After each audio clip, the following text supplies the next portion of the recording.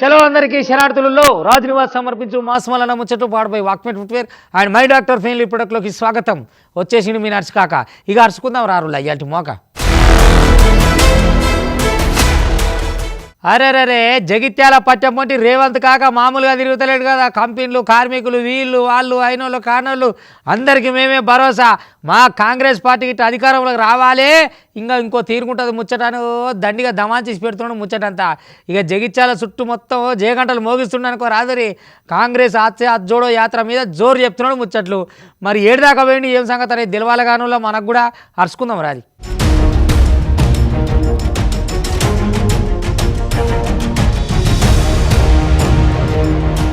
అగో టీపీసీసీ అధ్యక్షుడు రేవంత్ సారు పాదయాత్ర 25వ రోజుకు చేరింది. ఇక గియాల కొరుట్ల అసెంబ్లీ నియోజకవర్గంలో యాత్ర ఫర్ చేంజ్ పాదయాత్ర కొనసాగింది జోరుగా. ముత్యంపేటలున్న షుగర్ ఫ్యాక్టరీని సందర్శించిండు రేవంత్ సారు. ఇక పొద్దుగాల 11:30 గంటలకు మెట్టిపల్లి పసుపు మార్కెట్ సందర్శించిండ్రు. ఇక అటెనక చిక్కి పగటీలు 1 గంటకు ముత్యంపేట యాత్ర క్యాంపులో భోజన విరామం అనంతరము పొద్దుగుకి 4 గంటలకు ధర్మారంలో పార్టీ జెండా ఆవిష్కరణ చేసిండు. ఇక బాల్కొండ అసెంబ్లీ నియోజకవర్గంలో కమ్మిరిపల్లిలో రాత్రి బస చేస్తాడు రేవంత్ సారు. మొత్తానికైతే ఇయ్యాల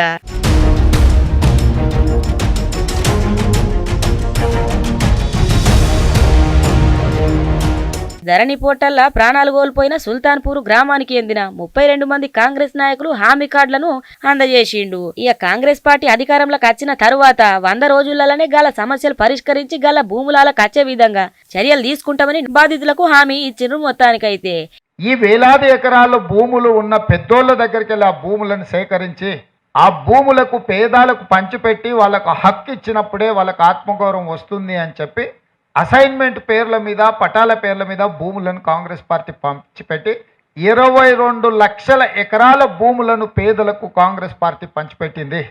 ఇవాళ ధరణి పోర్టల్లో వేల కోట్ల రూపాయలు ఇవాళ కేసీఆర్ దగ్గరి బంధువుల చేతిలోకి వెళ్ళినది. ఇది మాఫియా. సరాసరి వీళ్ళను బేడీలేసి జైల్లో వెయ్యాలి. ఎందుకంటే మనిషి యొక్క వ్యక్తిగత సమాచారాన్ని ఇతరులకు ఇవ్వద్దని చట్టమే ఉంది. పార్లమెంట్లో మేము చట్టం చేసినాం, సుప్రీంకోర్టు ఆదేశాలు ఇచ్చింది. కానీ ధరణి పోర్టల్ దెబ్బకు ఫిలిప్పీన్స్లో ఉండే ఇతర దేశాలకు కూడా ఈ సమాచారం పూర్తిగా పోయింది. ఇక రేవంత్ సార్ చేస్తున్న పాదయాత్ర మస్తు జోరుగా అయిందనుకో రాదు రియల్లా. ఇక ఎటు చూసినా గానీ జనాలతోని కాంగ్రెస్ నాయకులతోని కాంగ్రెస్ కార్యకర్తలతోని మస్తు జోరుగా అయింది. ఇక జనాలు కూడా జోరుగానే వచ్చిండ్రు.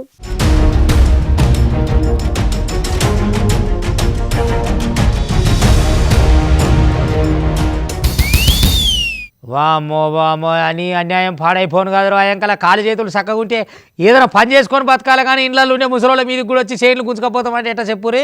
దొంగలు నెరి పోలీసు వాళ్ళకి సవాళ్ళు ఇసురుతుర్రు అయ్యాలి రేపు. ఆ ఇంట్లో ఉన్న ఆడోళ్ళ మీదకి వచ్చి బంగారం గుంజుకొని సప్పునాట బైక్ మీద వెళ్ళిపోతురు. ఇక ముసలోళ్ళు ముడిగోళ్ళు ఏం చేయాలి చెప్పు. ఇటుకాడ అమాసగా కూర్చున్న వాళ్ళని కూడా ఇట్లా దొంగతనం చేస్తే ఏం కావాలి. వీళ్ళ పనికున్న వారేతను వీళ్ళని బొందన పెట్ట ఎట్ట చేయాలి ఏం సంగతి. రెక్కలు ముక్కలు చేసుకొని ఏదో సొమ్ము కింద మెల్లేసుకుంటే అది కూడా గుంజుకపోతే మేము ఏం చేయాలని అమ్మలక్కలందరూ లొలి పెడతారు. ఇలా రేపట్ల రాచకొండ కమిషనరేట్ మొత్తం పరిధిలా ఇక ఈ చైన్ దొంగతనాలు ఎక్కువైనాయి. ఇలా మరి పోలీసు వాళ్ళు ఏం చేస్తున్నారని మనం మీది మాట కాంటాం. కానీ ఎవడు ఏడంగా వచ్చి దొంగతనం చేస్తున్నాడో ఎట తెలవాలి. ఇళ్ళల్లో ఉండోళ్ళ పేయి మీద బంగారం గుంజుకపోతే ఏం కావాలి చెప్పురి అని న్యాయం పాడైపోను కదరు.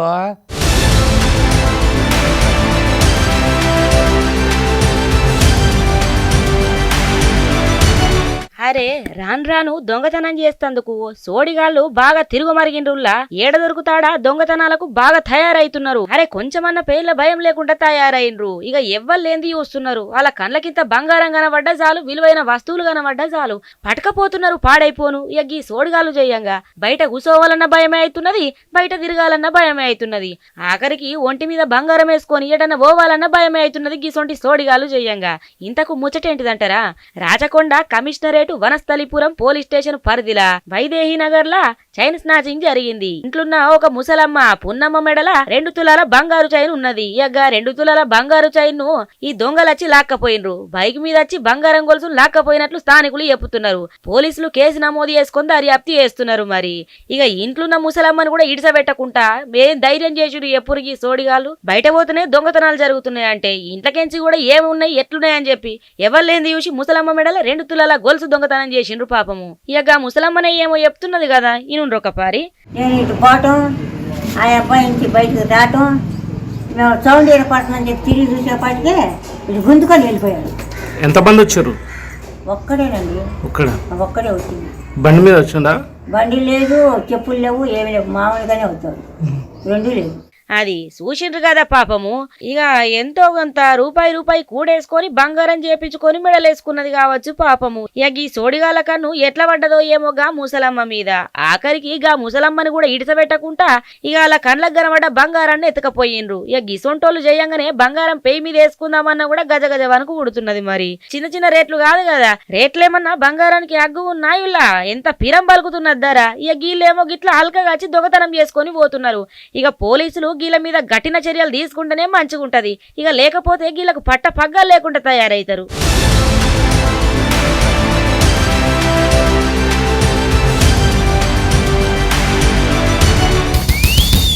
ఏహే నేను ఉన్నతాధికారిని నాకు ఒకసారి, లేనోళ్ళకి ఒకసారి, కిందోళ్ళకి ఒకసారి, మీదోళ్ళకి ఒకసారి కాదులా, అందరికి ఒకసారి ఇవ్వాలి. చెప్రాస్ అయితేంది, ఆ సర్క్యులర్ అయితేంది, ఎవరైతేంది అందరికి సమానం ఇస్తేనేమో ఇరు, లేకపోతే ఊకోరని స్కూల్ ఎడ్యుకేషన్ ప్రిన్సిపల్ ఉంటాడు కదా, ఇక ఆయన బరాబర్ డీడీఓ ఆఫీస్కు లేక రాసిన అనుకో, రాత్రి నాకు ఇవ్వగానే సరిపోదు, నాకు కిందలో ఎవరు చూడాలి అని చెప్పని అంటున్నాడు. అధికారులు అంటే గిట్ల ఉండాలి, ఎవరు కడుపు నింతే వాళ్ళు నాకు నిండిందిగా సరిపోయింది అనుకోవద్దు. ఇగో గిట్లా ఆలోచన చేయాలి. గిసొంటి అధికారులు ఉంటే సర్కారు ఎందుకు చక్కగా పనిచేయదు చెప్పురి. ఇక చూడరు కావాలంటే.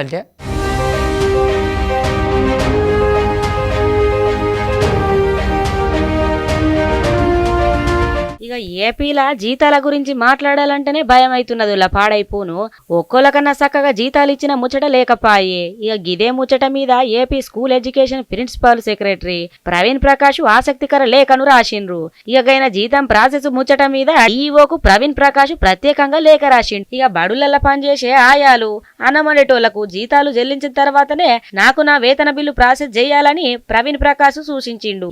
ఏపీలా మొత్తము 88,296 మంది కుక్కులు, 46,661 మంది ఆయాలు ఉన్నారు. ఇయగాళ్లకు జీతాలు చెల్లించిన తర్వాతనే నాకు వేతన ప్రక్రియ ప్రారంభం చేసేటట్టు సమ్మతి లేఖ రాస్తానని చెప్పి పేర్కొన్నారు. ఇయగైన సమ్మతి లేఖ లేకుండా ఎట్టి పరిస్థితులలో కూడా ప్రారంభించొద్దని చెప్పి ప్రవీణ్ ప్రకాష్ సూచించిండు. ఇక ప్రవీణ్ ప్రకాష్ రాసిన లేఖ మీద ప్రస్తుతం ఏపీలో ఆసక్తికర చర్చ జరుగుతున్నది. చూడుండ్రు ఒక పరిగా లేఖ.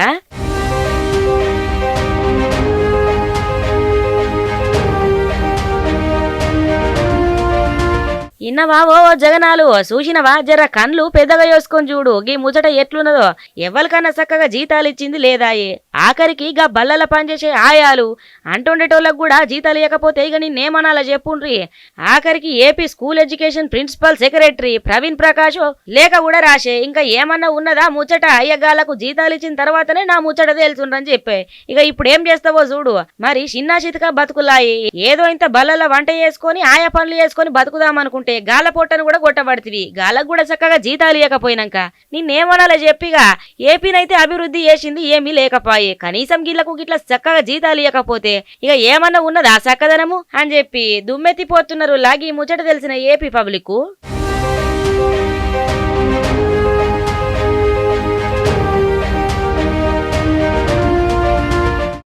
ఇక గిదే ఇట్లా కొంత అత్త మీద కోపం దుత్త మీద తీసినని ఏదైనా పంచాయతీ ఉంటే మీరు చూసుకోవాలి. కానీ అస్సాంలో తోలికి ఎందుకయ్యా నువ్వు పోయేది?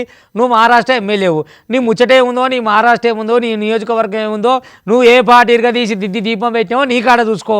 అస్సాం వాళ్ళని పట్టుకొని వీళ్ళు కుక్కలు వాళ్ళు నక్కలు అంటే నిన్ను అనరా ఏదో ఒకటి అని పంచాయతీ బజార్లో వాడు. ఇక గిదే ఇట్లా కొంత ఆగం ఉంటుంది. మీ సకాదనం మీద మీరు చూసుకోవాలని పక్క రాష్ట్రం వాళ్ళ ముచ్చట నీకెందుకే చక్కగా సంసారం చేసుకోక అని అక్కడ జనం అంతా ఉన్నారు. మరి ఎమ్మెల్యేకి ఏం పుట్టొచ్చు ఏం కదా ఇంతకు చూసేద్దాం ఒక పారి.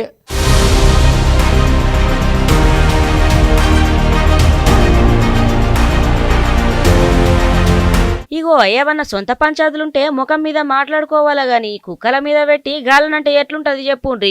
ఇక్కడ కూడా గట్లనే అయిందిలా ముచ్చట.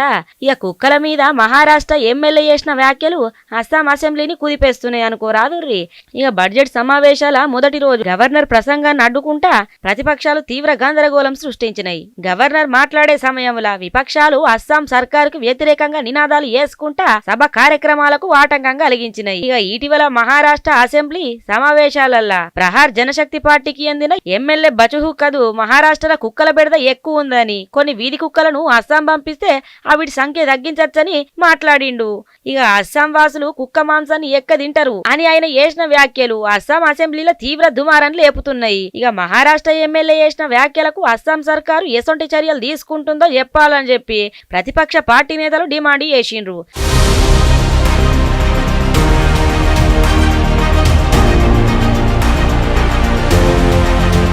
ఇక ప్రస్తుతం అస్సాంలో బీజేపీ నేతృత్వంలో ఉన్న హిమంత బిశ్వ శర్మ సర్కారు అధికారంలో ఉన్నది. మరి ఏదన్నుంటే ముఖం మీద మాట్లాడుకోవాలి గాని గట్ల కుక్కలు ఎక్కున్నాయి అండ్లకు పంపుండ్రి వాళ్ళు కుక్కలు నెక్క తింటారు ఇట్లా తింటారు అని చెప్పి వాళ్ళదాళ్ళు లొల్లి పెద్దగానే చేసుకున్నారు. మరి ఇక ఈ ముచ్చట మీద అస్సాం సర్కారు ఏం చేస్తుందో చూడాలి. మరి ముచ్చట